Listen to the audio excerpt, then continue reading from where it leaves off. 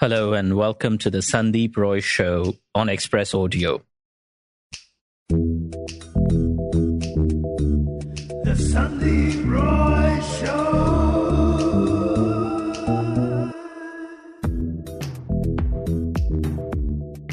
Once upon a time, there was a party in India that promised to be a party with a difference. It was born out of a man's conviction that something had to change, a giant leap forward was needed towards modernity. It was positioned as a crusade against corruption in the country and a party where intelligent, well-informed, capable people would come together to represent the country in parliament. Does it sound familiar? Well, no, it's not the Aam Aadmi Party.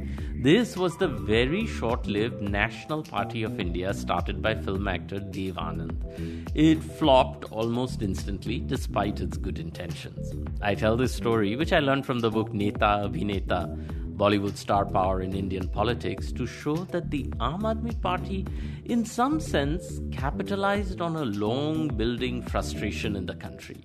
When Arvind Kejriwal turned the Anna Hazare movement against corruption into a political party, some saw that as an act of arrogance and overreach. Some saw it as the hope of a party that was not shackled to caste arithmetic and identity politics. So some saw it as a new hope, some as a flash in the pan. Now in 2024, the Aam Aadmi Party is still a major player. It may not be where it thought it would be by now, but its leader Arvind Kejriwal, love him or hate him, can never be ruled out of the reckoning.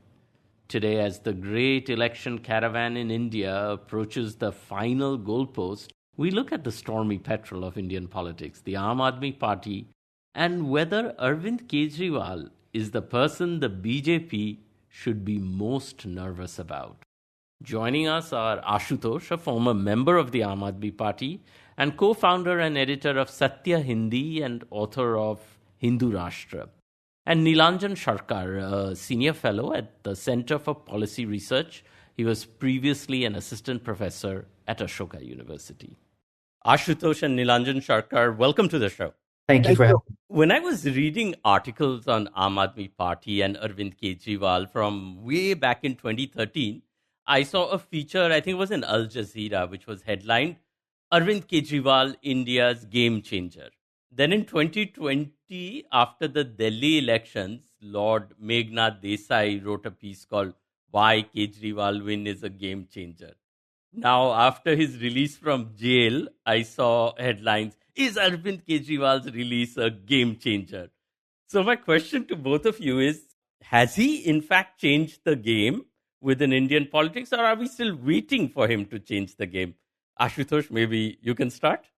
I just want to remind you before I really talk about the subject, but in 2013, when Aam Aadmi Party got 28 seats out of 70, and the party was formed a year back, then the Times of India on the front page has written, it is nothing less than a revolution. I think for the ages, I had not heard a word like revolution in Indian context. The last time I heard was in 1917 when the Russian Revolution happened under Lenin, or the Mao's Revolution happened in 1949.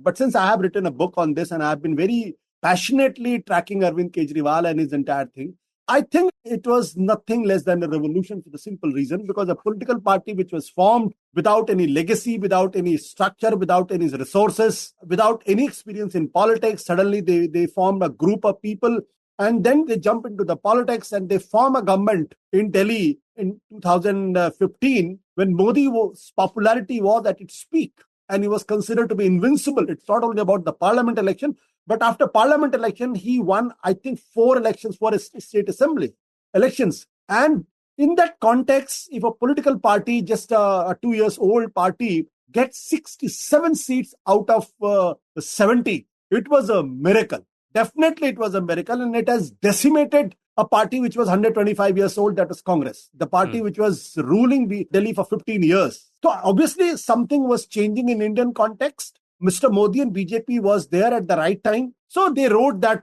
wave or whatever you say and continued. And the last 10 years, India has considerably changed. Considerably changed. So I will say that Arvind Kejriwal was a game changer in that sense, not directly but indirectly. But in 2024, when we are talking about Arvind Kejriwal, today I can say he's not a game changer, but the game has changed him.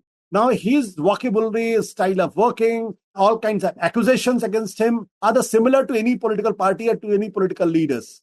Imagine the person who has been telling everybody that you resign because you are accused of certain corruption charges. Now the same man is accused of corruption charges. He's put in jail, but he hasn't resigned.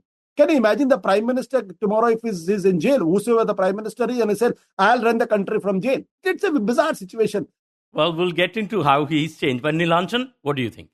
I think definitely Arvind Kejriwal has been a game changer. And we can talk about the ways in which he has changed and politics has changed him. But I want to start actually not with Delhi, but with Punjab. In many ways, the ways in which the Aam Aadmi Party and Kejriwal have been a game changer is much more clear in a context outside of Delhi.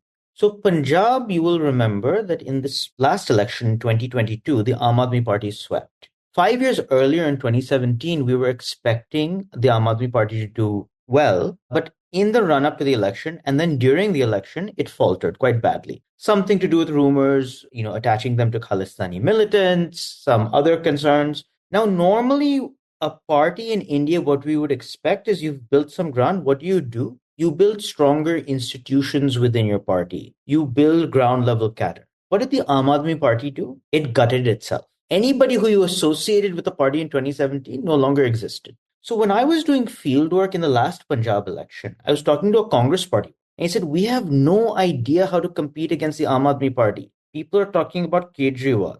He is in social media. He is on Facebook. But there's no ground cadre here. There's no local face, right? So it is a game changer because the kind of centralization that Arvind Kejriwal has undertaken within the party and the popularity he holds nationally, the ability to win votes because of that. And as I said, I'm not making a value judgment of positive or negative, but what that represents is a huge change in Indian politics. One final anecdote here. I spent a lot of time in UP in this national election, and I am convinced that outside of Modi, because, polls don't really pick this kind of thing up. The most popular leader people talk about is Arvind Kejriwal. It's about education. It's about health. It's the next thing after welfare delivery, right? He represents, again, whether fair or not, he represents something in public institutions that people desire. And that is a politics that will carry legs. So we can, of course, adjudicate the ways in which politics has changed him, whether he is corrupt, whether he centralizes too much, whether he is dictatorial. But there is no doubt that he has changed the way politics is done. He has gutted a traditional party. It is very modern in its style of campaign. It is breaking into places when other regional parties have not been able to. And the kind of appeal that Kejriwal has, we cannot associate with any other political leader in India today. But in some ways, you could say that this sort of centralization and focus on the figure of Arvind Kejriwal, as opposed to and gutting the party, in a way is back to the usual sort of personality-centric politics, which Aam Aadmi Party wasn't. It was supposed to be the Aam Aadmi Party and have this cadre of the best and brightest and people, non-politicians interested in the betterment of the country coming together. So my hypothesis here, I think others of you know this, is that this is a form of politics that actually gained steam in the 1990s with a lot of the regional parties. They gutted their parties and they became vehicles for individuals or families. Now, the reason is something a little more complicated. It isn't just megalomania. In a world in which the party rank and file can defect from one party to the other, my incentives as a political leader are to build a direct connection between the voter and the leader at the top. So all of these small parties overnight built this kind of connection. A party like the Aam Aadmi Party, crowdfunded, didn't have the resources that the traditional parties had. Do we believe that it could have grown in this meteoric fashion if it had tried to rely on its party rank and file, who could have been bought off and defected here, there, or everywhere? So in some sense, an ascendant party is obliged to centralize power in this fashion. But of course, the implications for this kind of hyper-centralization are clear for everyone to see. I would also say that Prime Minister Modi did exactly the same thing as Chief Minister in Gujarat. It is well known, the way that he centralized his role within a national party at the state level and then scaled up that logic to the center. He has gutted his own party quite significantly. So in many ways, this is the way politics is done. It is being done by the prime minister. It is being done by most chief ministers, whether or not they're with the BJP. What I would say is kind of a new twist on this kind of politics. First, it doesn't come from an obvious social or caste base in the way that we associate with many of the other regional parties. But secondly, the genuine lack of that kind of traditional cadre in places outside of Delhi, and still the ability to draw in votes using new technologies and media and the charisma around Arvind Kejriwal. That is a very new kind of politics, and one that is likely to have larger and larger implications for the way that politics is done in India. So, in that sense, Ashutosh, would you agree with Neelanjan that if indeed after Narendra Modi, Arvind Kejriwal, for better or for worse, is the figure that people talk about more, that Aam Aadmi Party, or let me put it this way, the Arvind Kejriwal party is the one the BJP should be most wary of all the opposition parties out there now? I can answer this question in the larger context. First of all, we have to understand what is Aam Aadmi Party and why Aam Aadmi Party has got such a huge traction in Delhi and Punjab. And it has a huge footprint across the country. Forget about what percentage of votes it gets in the assembly of the parliament election. That's irrelevant. You go to any remote corner of the Karnataka, you go to any remote corner of the Odisha, you will find somebody who's talking about Arvind Kejriwal or heard about Aam Aadmi Party. That kind of attraction, Mamata Banerjee, no other regional player has. So the three things which is important. First of all, Arvind Kejriwal and Aam Aadmi Party is a reject vote. Secondly, people are very, very unhappy with establishment. Thirdly, the people are looking for an alternative because society has moved, the old structures are still there, and there is a total mismatch. So in this context, when the Arvind Kejriwal of the Aam Aadmi Party comes to the picture and says, hey, everything is wrong with this party and I want to change it. And his initial political slogan was, I'm in politics not to do politics, but to change politics. So the word changed appeal to the people. And then he has that added advantage, unlike any other political party or any other political leaders who had said, I have no baggage. There is no corruption charge against me. And I am a rebel. I will change everything. So it is this thing which has created a halo around him. It is this thing which has given him a moral capital. But what has happened is that the politics has changed him. And since politics has changed him, or the politics has appropriated him, now he doesn't look different from the rest. But here is a caveat. The caveat is Arvind Kejriwal, Aam Aadmi Party is still seen as slightly better than the rest. Don't forget, with all the infirmities of Mr. Modi, people still believe him that he's slightly better than the rest. And that is why he's hugely popular, supported by the media. And the people are very unhappy and they are looking for an alternative. So the forces and the phenomena which chooses Donald Trump becomes so hugely popular, and Trump is the one candidate who's most unworthy candidate to become the American president. All kinds of things are there, but still he is hugely popular. How will I explain this? So sometimes I really dread that people looking for an alternative, because of the restlessness and anxiety, they might choose a force which is seen as has a limited appeal, but suddenly he becomes an all India phenomenon. Aam Aadmi Party has that potential. I'm not saying that Aam Aadmi Party can become tomorrow, but he has that potential. And it is in this context, this Aam Aadmi Party and Arvind Kejriwal has to be seen and has to be understood. There's a pattern, like in Punjab. Aam Aadmi Party was in Parliament election 2019. Can you imagine how many vote percentage they got? 7%. A party which was a principal opposition party in Assembly election 2017 has got almost 20% vote share. In parliamentary election 2019, totally is decimated and gets only 7% vote share. And within 2 years' time, 2022, the vote percentage jumps from 7% to 42%, 600% growth. When it happens when the people are out to reject somebody. So in Punjab, people are out to reject Congress party, to the Akali Dal, to the BJP and all kinds of splintered groups. The similar thing happens in Tripura, long back, a leftist bastion. And look, the BJP was nowhere to be seen, and suddenly BJP comes and forms the government over there. Let's not write off Aam Aadmi Party as a national phenomenon, though it is not a national phenomenon right now. When you talk about the vote share, Ashutosh, and I'll bring Neelanjan into this now, since you've looked at what happened in terms of the vote in Punjab and places where the Aam Aadmi Party have run for office, there is a perception when it came that Aam Aadmi Party was very much this upper middle class party people. They were sort of the darlings of the middle class. When you looked at what happened in Punjab, does that hold true? Is it still urban, or is its influence very strong in rural areas as well, Neelanjan? So actually, the Aam Aadmi Party, the way I think about it, it's created its own logic of the coalition of extremes, right? So on one hand, it stormed a very Sikh rural base. That's why at some point people had tried to associate the party with Khalistanis, right? So it had built this level of support in very rural, Sikh dominated areas. And I don't know if you remember, but leading up to the 2022 election, Arvind Kejriwal also started playing up his Hindu credentials. The logic there is something strange about the demography of Punjab. Punjab is about 40% Hindu, but the cities are dominated by Hindu populations. And so what ended up happening is that you get this urban Hindu population that is shifting away from the Congress party. The BJP and the Akali Dal used to be in alliance, but now they've broken apart. So it makes no sense as a strategic voter for a Hindu to vote for the BJP.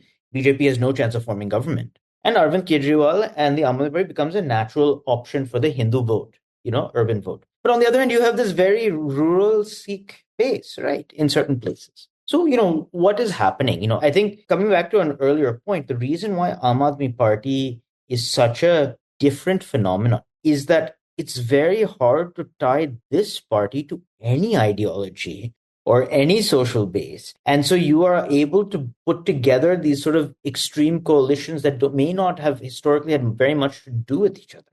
Even the BJP, which, the Modi has built sort of a cult-like phenomenon. But part of the reason why the Ram Mandir failed for the BJP as creating a wave-like fashion is that it's not just about Modi. It's about Hindu nationalism, it's about all these other things that BJP is about. Almost everything we associate with the Aam Aadmi Party is about Kejriwal. And so he can put together different groups that may not actually naturally fit with each other. Well, that's interesting. And in fact, when you talk about the ideology, Neelanjan, when I was looking this up, I think somewhere on the web, the Aam Aadmi Party's ideology is described as democratic socialism, progressivism, populism, left-wing nationalism, secularism. But Ashutosh, in that sense, and you've written about this as well, do you think that Arvind Kejriwal's talking up his Hindu roots, I mean, when he came out of jail, he said he was going to go to the Hanuman temple because Lord Hanuman had freed him.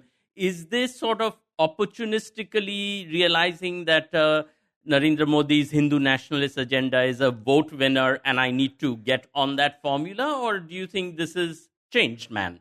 I don't want to be harsh on Aam Aadmi Party and the Arvind Kejriwal, but the fact is their only ideology is opportunism. And the gladiatorial instinct to win election at any cost. That's the only thing which defines. Because look at from where they started. They said there should not be any high command culture. Today, no political party is more adverse to this than Aam Aadmi Party itself. There is hardly any structure in the political party. It talks about transparency. It talks about democracy. It talks about a consultation with the people for the policy formulations. It talks about all kinds of things. But today, all those things have been lost somewhere. Nobody is bothered about it. So, Aam Aadmi Party, because it suited them, they realized that we have to make inroads into the Gujarat, then you have to talk in terms of Hindutva politics. And that's why they use that idiom and the phrases. That currency note पे आप जो है वो लक्ष्मी जी की तस्वीर लगा दीजिए.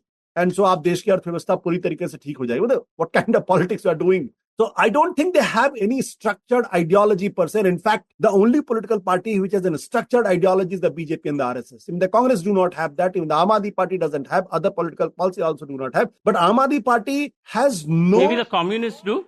Communists, yes. They have a structured and a defined ideology. You can differ with them. Though in Indian context, it's very diluted. In Indian context, it's very diluted because if you go to the Russia, you go to the China, then you'll talk about the democratic centralism. And democratic centralism within the CPM and CPI is there. And that's one reason that the Jyoti Basu wanted to be the prime minister. Harkisan Singh Surjeet was the general secretary of the party and then the party denied him. And can you imagine something like this with Arvind Kejriwal? It's just impossible. If he wants to be the prime minister and the opportunity is there, he will be. In the party, nobody has any guts to say anything against him.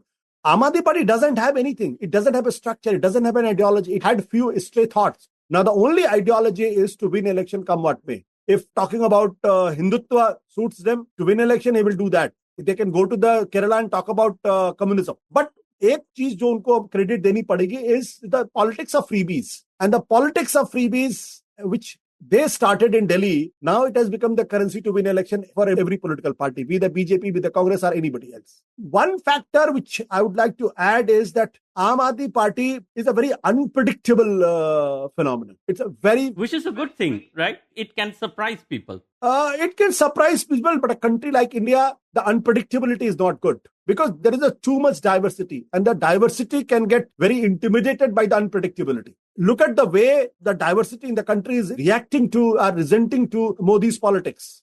Look at the Tamil Nadu, look at the Bengal, look at the Punjab, look at the Telangana, Kerala. So a country of such diverse subnationalism, it is important that there should be certain amount of predictability. Otherwise, what I am dreading is that this can lead to some serious consequences. And the history has shown that unpredictability has always led to kind of disintegration.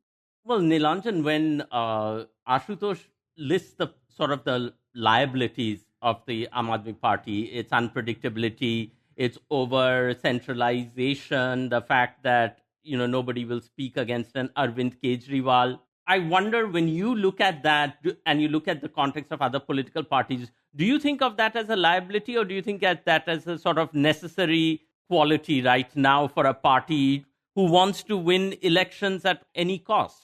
So, I'm going to start with, a very academic-ish answer to this, right? Which is that the core problem that political parties in India have faced from the very beginning is political defection. Is this idea that we don't have an ideology that binds all of us, so you can buy off a parliamentarian to just jump to the other side. I can go from Congress to BJP to AAP to whatever, right? In 1967, as early as 1967, there's a big parliamentary committee to deal with the problem of defection. They believed, in fact, that eventually, India was a young democracy, eventually we would develop this kind of ideological culture and ideological right and left and so on and so forth. That is what the world believed in the 1960s, and that's what even parliamentarians believed. Today, we are many, many decades from that, 6 decades from that time.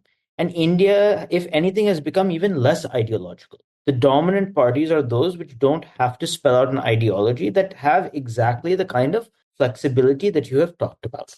The reason is very simple. It is you cannot trust the party rank and file. For a party to grow, you cannot sort of grow in the way that an organization might want to grow, because it's so easy to buy off or to get various legislators and party rank and file to switch sides. The second is that we've seen a technological shift over the last 10 to 15 years in social media, in direct benefit transfers, in the ability to campaign. All of this emboldens a leader at the top. Technology is now making it easier and easier for a political leader to centralize, not just institutionally, but also in terms of media, also in terms of getting into the minds of the voter, right? So there's a direct link being created. So today, the ability to be that kind of leader that can really build a strong connection to the voter has become more and more important in sort of building these kinds of broad coalitions. I would say one other thing here, right, which is that the lack of ideology that we sort of associate with the Aam Aadmi Party, is actually a character that we might associate with Indian society in general. They also jump between parties in various ways. And part of the reason why the Aam Aadmi Party and Kejriwal in particular is such a threat to the BJP is that he is able to work at a register which moves beyond what my political belief might be. He comes from a mercantile community in North India. He knows what Hanuman Chalisa is. He knows what the Hindi belt, upwardly mobile class might be thinking. He's breathed that his entire life. I can't take a call on whether it's a strategic decision or not in terms of what he chooses to play up. I don't know him personally. But it is true that part of his connection is actually understanding a population that even somebody like Modi and Amit Shah from Gujarat, from a very different culture, may not actually understand cultural idiom in exactly the same way. But when you say that, Ashutosh, about Kejriwal and the Hanuman Chalisa and all that, what do you think he thinks will work? Because what liberals sit and say, like, oh, save democracy, save the constitution, that what Congress has been talking about, it seems like, does he believe that these will not have resonance with the masses? See, what resonates with the masses, it's difficult for a person like me because I'm not in politics. There is a great similarity between the Narendra Modi and Arvind Kejriwal. Both are genius in terms of a creative narrative. Their communication skill is brilliant. Absolutely no doubt about it. And I think either who learned from whom, but the fact is, the one time when Mr. Modi was little worried was in 2013 when Aam Aadmi Party got 28 seats. The kind of narrative they weaved, the kind of space they captured in the media, that was amazing. And it is told and it is said that the social media expertise which the BJP has right now has learned many lessons from the Aam Aadmi Party and their social media team.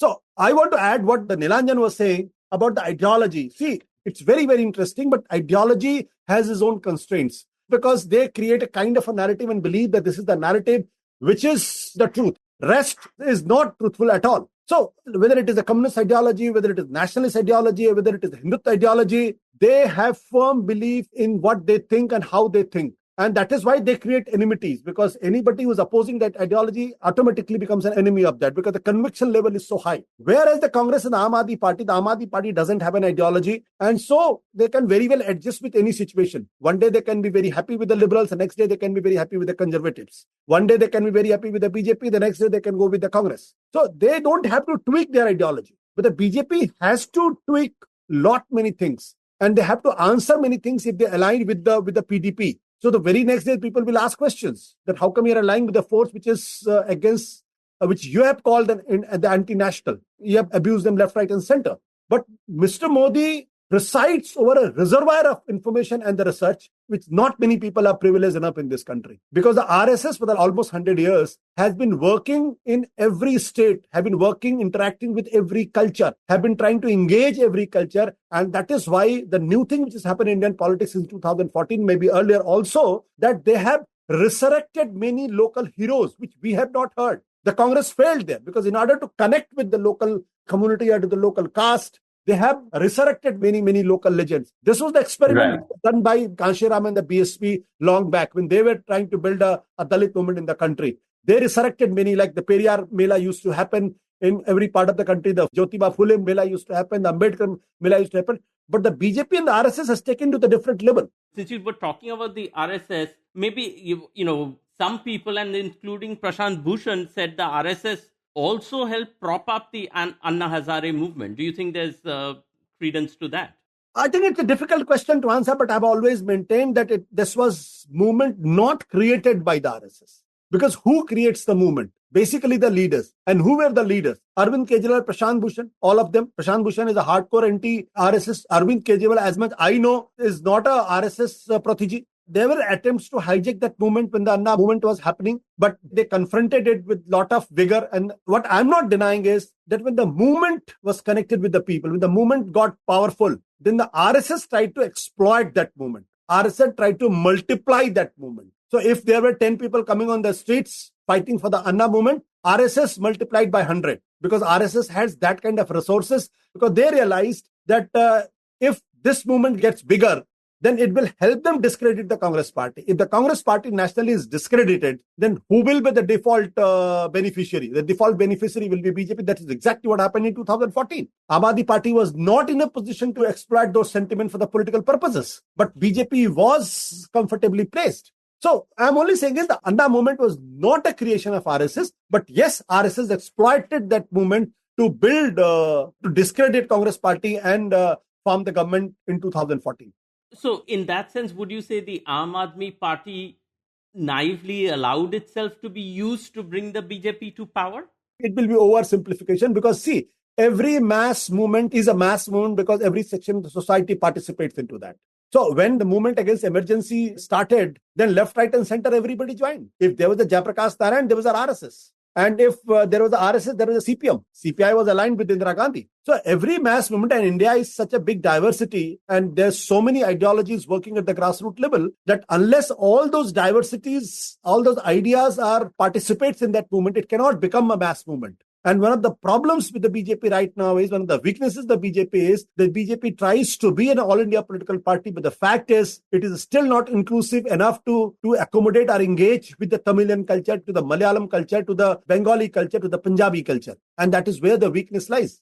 So Neelanjan, in terms of, what Ashutosh was saying, like the Aam Aadmi Party doesn't really have an ideology, but it came together because people were fed up with corruption. So in that sense, do you have a sense whether Mr. Modi targeting Kejriwal on corruption is actually a smart strategy, or is this one that might be boomeranging on him? In the short term, we don't know. And the reason why we don't know is that this is not where Modi and the BJP will stop, right?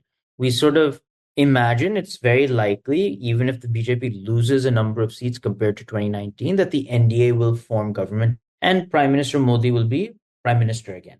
Now, in that situation, what kind of things, what kind of revelations, what kind of narrative will be, used against Arvind Kejriwal, and will it be successful? We don't know. So in the short term, it has definitely been a negative. It's a very interesting thing, right? For a party like the BJP, and for really a sort of a master of politics like Narendra Modi, it's funny that even in this case, that old logic of absolute power corrupts, right? That you just cannot see beyond the demonstration of your own power. They see what we see. They are saying exactly what both Ashutosh and I have been saying in terms of what Arvind Kejriwal means in India and his charisma. They see that. But their first step was, let's just lock him up because, he might do some damage to us. In the short term, they're going to go after him. He's going to have to be careful and strategic and build his own narrative to fight against the machinery of the state. I do believe if he gets past that, because I do think the BJP is not going to stop. They're not going to say this is a mistake and we're going to not go after him anymore. If he is able to parry those blows and get out of it, then he will be made a genuine national leader, right? I mean, I think what Ashutosh said is correct. I don't think we can call Kejriwal a national leader just yet. Aam Aadmi Party is still a regional-ish party. But if he makes it through what is coming, then he will be made a national leader and he will attempt to become prime minister of this country. So in that way, what I would say is this is the first step of an obstacle course that Arvind Kejriwal has to find his way through. In the short term, it certainly didn't do the BJP any favors. People are very upset that the BJP tried to lock up somebody who is seen as popular across the board. As we've talked about, he doesn't really have a core ideology or a core social base attached to him. Will it be enough to defeat the BJP in and of itself? No. Does Kejriwal or has Kejriwal shown enough to fight back in the face of state institutions being used against him? That we'll have to wait and see. Even though Arvind Kejriwal is now part of the India bloc with the Congress, in the end, as given Kejriwal's national ambitions, does the Congress have more to fear from the Aam Aadmi Party than the BJP in a certain sense? I don't know whether I should be saying this because I dread that I might be misunderstood or ridiculed both. Because I think the Congress would have been more worried in 2015 and 2019, not in 2024. So what I am seeing is something new is happening. It's too early to say and too early to predict. Today, in fact, that the initiator of this new social movement, the credit can be given to the Congress or credit can be given to the Rahul Gandhi. I know many people might laugh at it. They said, maybe I'm talking too much. But look at the reaction which Indian voters have shown. The Constitution, the whole debate about the Constitution, which at one point of time was seen as a elite debate in this country, that only people from the Khan Market gang, within quote of the JNU people, or the universities and academia, they discuss about the Constitution. The BJP will come and change the Constitution. And in fact, when the slogan was given that Loktantra Bachao, Samvidhan Bachao, everybody thought, can it be the election issue? But today, if the BJP is worried and BJP is doing badly, one of the reasons is that there is a murmur on the ground. And the people and the Dalits and the marginalized are very unhappy that Constitution cannot be changed and should not be changed. Because Constitution has given them an identity and empower. The marginalized and Dalits in the country, they realize and their identity engagement with Ambedkar has given them an identity to themselves. So any threat to the Constitution automatically becomes a threat to their identity and their empowerment. This is the debate which people have failed to understand 2 months back. But Rahul Gandhi consistently has been talking about it.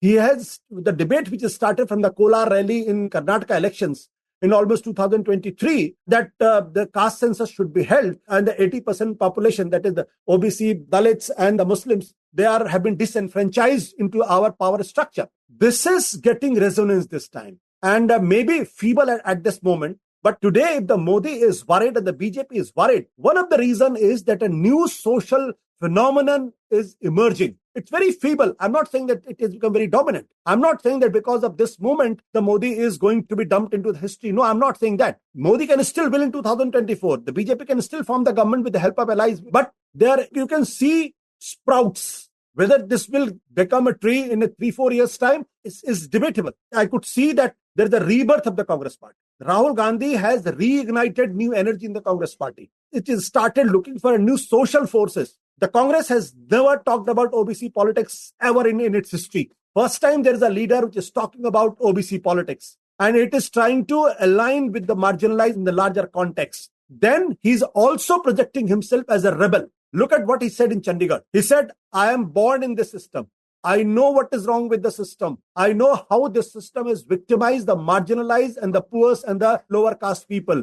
This has to change. This is a new Rahul Gandhi. I don't believe that the Aam Aadmi Party should be threatening Congress Party. Rather, it is the Congress Party led by Rahul Gandhi at a very early stage is trying to hijack the agenda which Aam Aadmi Party put in the Indian context in 2011. Well, that's a bold statement. I might be ridiculed for this because I've been facing this flag for the last 3 years because I have always said that Rahul Gandhi is the most underestimated politician. Look at the Congress Party's manifesto. The whole Congress Party's manifesto is a very radical manifesto and it has forced Modi to react on that.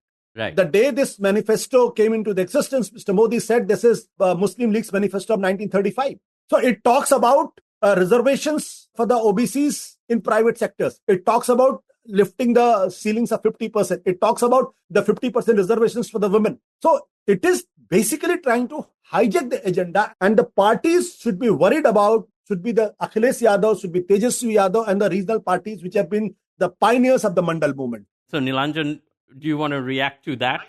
And the way I think about this, Aam Aadmi Party, yes, is a threat to the Congress Party, Samajwadi Party, all of these for structural reasons, right? So in a system where the pole of politics is the BJP and there is an opposition space, insofar as the Aam Aadmi Party is breaking in, it is obviously going to do more damage to the Congress Party than it is going to do, or to a regional actor, than will to the BJP, because the BJP is dominant. Gujarat is a very good example, right? Where Aam Aadmi Party is done more damage to the Congress Party than it has to the BJP. And it actually has started winning seats in Saurashtra, right? That's what split the vote. That's where you have the greatest anti-BJP vote in Gujarat, right? The Gujarat is the state we haven't talked about much, but it gives an example of sort of how the Aam Aadmi Party spreads.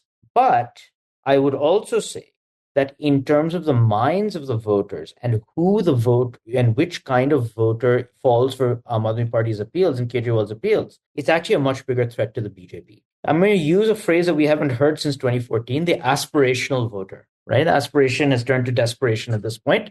But if we think of an aspirational class, look at the places where the Aam Aadmi Party is breaking in: Delhi, Punjab, Gujarat, Goa.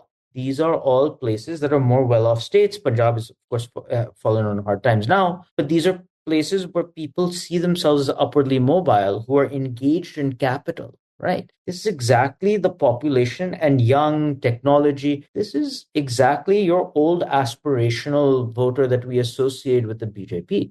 If the Aam Aadmi Party and Kejriwal's kind of politics catches on, it can do a lot of damage to who it is the BJP has cultivated to build the Modi phenomenon. So I would say structurally, yes, today it is a threat to the Congress Party. It is a threat to the caste parties because it doesn't have an ideology. It can take over the opposition space against a poll that is arranged around the BJP. But in the long term, if it's going to be a successful party, it's actually eating into a new voter base the BJP had built across caste groups. And that's actually part of the reason why I think the BJP hates the Aam Aadmi Party so much.